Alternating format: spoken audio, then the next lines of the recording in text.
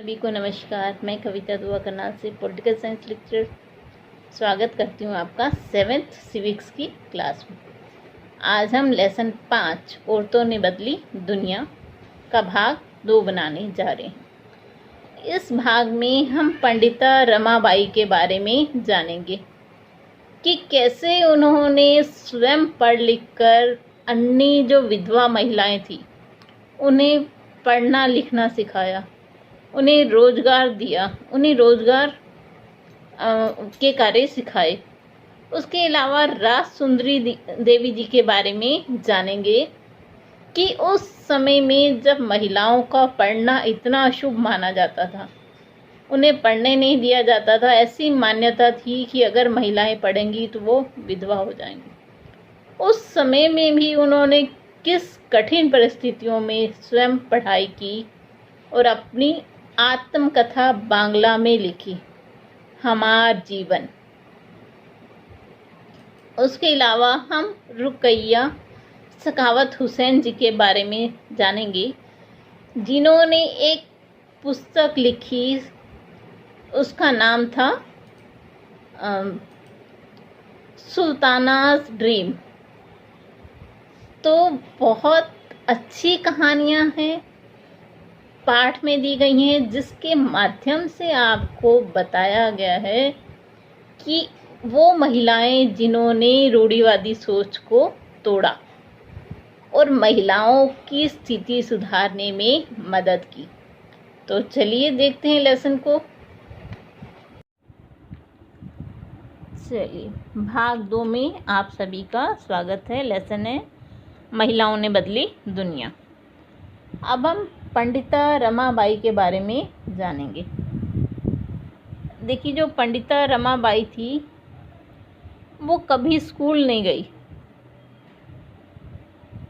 लेकिन उन्होंने अपने माता पिता से संस्कृत पढ़ना लिखना सीख लिया था, तो इसीलिए उन्हें पंडिता की उपाधि दी गई, जो उस समय की औरतों के लिए एक बहुत बड़ी उपलब्धि थी, संस्कृत सीखना। महिलाओं को पढ़ने की उस समय अनुमति नहीं थी, फिर भी उन्होंने संस्कृत सीखी और अपनी एक पहचान बनाई। 1898 में उन्होंने पुणे के पास खेड़ गांव में एक मिशन स्थापित किया, जहां उन्होंने विधवा स्त्री और गरीब औरतों को पढ़ने लिखने और स्वतंत्र होने की शिक्षा दी। उन्हें लकड़ी से चीज़ें बनाना, छापा खाना चलाने जैसी कुशलताएं भी सिखाई, जो वर्तमान में भी लड़कियों को कम ही सिखाई जाती हैं। देखिए, अब हम देखते हैं एक कारखाना जो कि उन्होंने चलवाया। ये प्रिंटिंग प्रेस की एक इमेज है जो कि पंडिता रमाबाई ने उस समय चलवाया। देखिए, ये वो महिलाएं हैं जिन्होंने महिलाओं की स्थिति को सुधारने में अपना योगदान दिया। अगर पंडिता रमाबाई उस समय औरतों को नहीं पढ़ाती, उन्हें कामकाज सिखा के उनके पैरों पर नहीं खड़ा करती, ऐसी बहुत सी महिलाएं हैं जिन्होंने महिला शिक्षा में अपना योगदान दिया है। तो इन्हीं औरतों ने जो महिलाओं की स्थिति है उसे चेंज किया। सबसे पहले हमने रमाबाई के बारे में जाना। चलिए, अब देखते हैं हमारे समाज में महिलाओं की स्थिति क्या थी उस समय। देखिए, उस समय स्कूल तक पहुंचना लड़कियों के लिए अनुचित बात मानी जाती थी। ऐसा उन्हें पढ़ने लिखने की अनुमति नहीं थी। उन्हें घर पर ही रखा जाता था, जहां उन्हें कुमारी, बुनकर, हस्तकला सिखाई जाती थी, ताकि वो सिर्फ घर का काम करें या अपने माता पिता के काम में सहायता कर सकें। उस समय उन्हें पढ़ने लिखने की आज़ादी नहीं थी।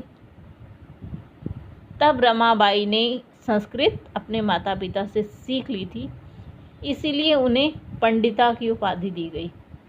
देखिए, उन्होंने सीख के ज्ञान को अपने तक सीमित नहीं रखा, आगे फैलाया विश्व में ज्ञान को। महिलाओं को ऊपर उठाने में उन्होंने मदद की। चलिए, अब हम एक और महिला से प्रेरणा लेते हैं। महिला का नाम है राज सुंदरी जी। इन्होंने बंगाली में सबसे पहले अपना आत्मकथा लिखी थी। ये पहली महिला हैं जिन्होंने बंगाली में अपनी आत्मकथा लिखी थी। इनकी आत्मकथा का नाम था अमार जीवन, क्योंकि बंगाली में था मतलब हमारा मेरा जीवन। अगर हम हिंदी में उसे ट्रांसलेट करें तो देखिए ये बताती हैं कि उस समय महिलाओं को पढ़ने लिखने की आज़ादी नहीं थी। ऐसा माना जाता था कि महिलाएं अगर पढ़ेंगी तो दुर्भाग्य लाएंगी, वो विधवा हो जाएंगी। तो उस समय ऐसी रूढ़िवादी सोच प्रचलित थी। उस समय में ये इनका विवाह एक जमींदार परिवार में हुआ था, अच्छे जमींदार परिवार में। तो इन्हें पढ़ने का बहुत शौक़ था। ये भागवत को पढ़ना चाहती थी, तो इसलिए इन्होंने क्या किया, देखिए सारा दिन ये घर का काम करती थी। रात को समय निकालकर अपने बच्चों की किताबें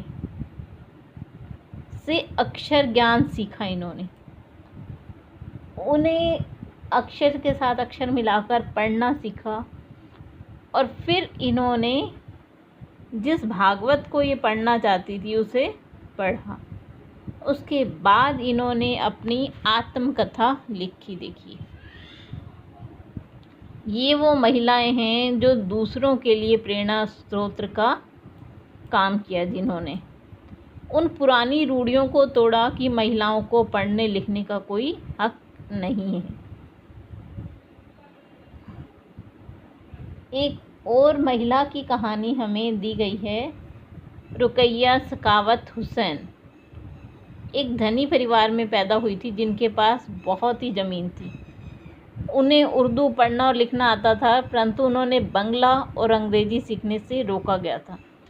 उस समय में अंग्रेज़ी को ऐसी भाषा के रूप में देखा जाता था जो लड़कियों के सामने नए विचार रखती थी तथा जिन्हें लोग लड़कियों के लिए ठीक नहीं मानते थे। वो सोचते थे कि अगर ये इंग्लिश पढ़ गई तो वो ऐसा ही कल्चर अपना लेंगी, वैसे ही छोटे छोटे कपड़े पहनना शुरू कर देंगी।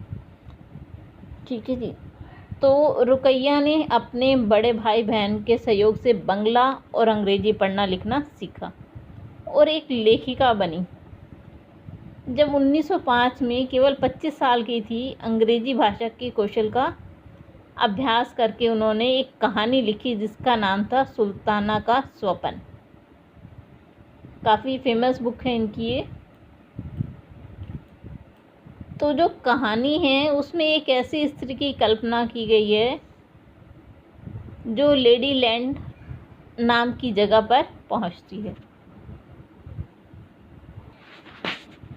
देखिए जो इनकी कहानी थी लेडी लैंड, वो उसमें उन्होंने ये देखा कि जो महिलाएं हैं वो पढ़ी लिखी हैं, वो काम कर रही हैं, नए नए आविष्कार कर रही हैं, जैसे कि बादलों से वर्षा को रोकना, हवाई कार चलाना।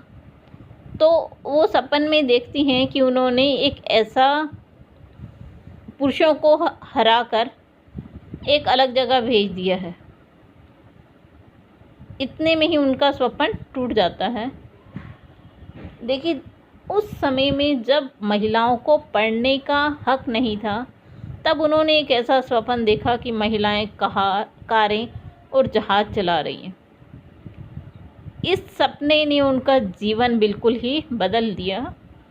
उन्होंने शिक्षा ग्रहण की और 1910 में कोलकाता में लड़कियों के लिए एक स्कूल खुला जो आज भी काम कर रहा है। देखिए यही वो महिलाएं हैं जिन्होंने महिलाओं को साक्षर बनाने में, उन्हें लोगों की रूढ़िवादी सोच को तोड़ने में का काम किया।